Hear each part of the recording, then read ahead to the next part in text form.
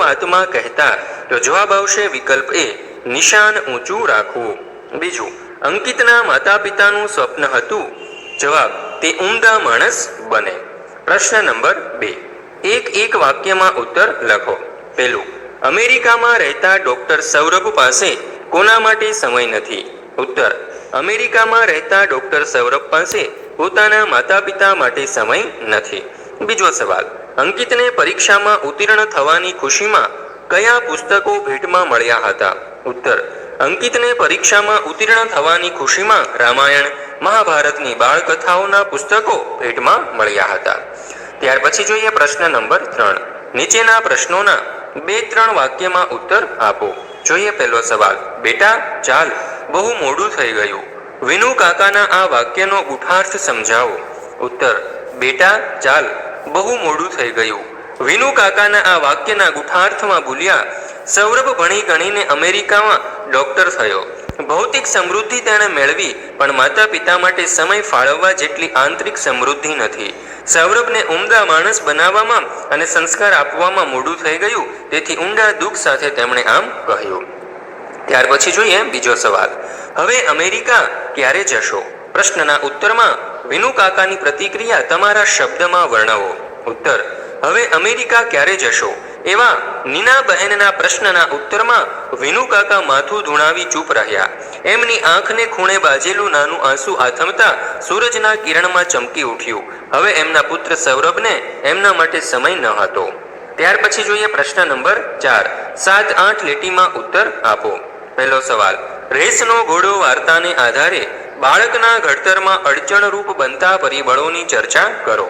ઉત્તર, રેસનો ઘોડો વાર્તામાં સંજય નીના બહેનના પુત્ર અંકિત તેમજ વિનુ કાકા મંજુ કાકીના પુત્ર સૌરવના શિક્ષણ ઘડતરની વાત લેખકે સરસ કથા ગૂંથણી દ્વારા સ્ફુટ કરી આપી છે.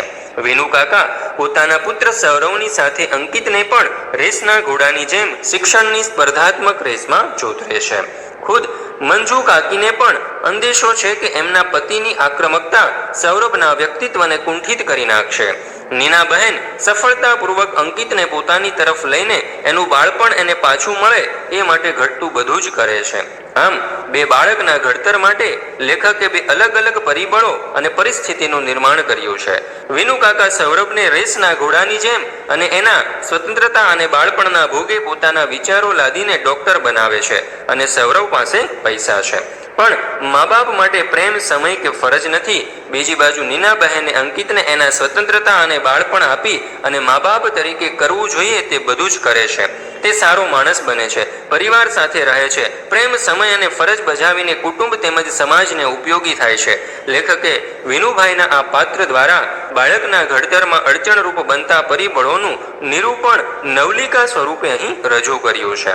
ત્યાર પછી જોઈએ બીજો સવાલ, આખરે તો શિક્ષણનું ધ્યેય બાળક ઉમદા માણસ બને તે છે. આ વિધાન વિગતે સમજાવો.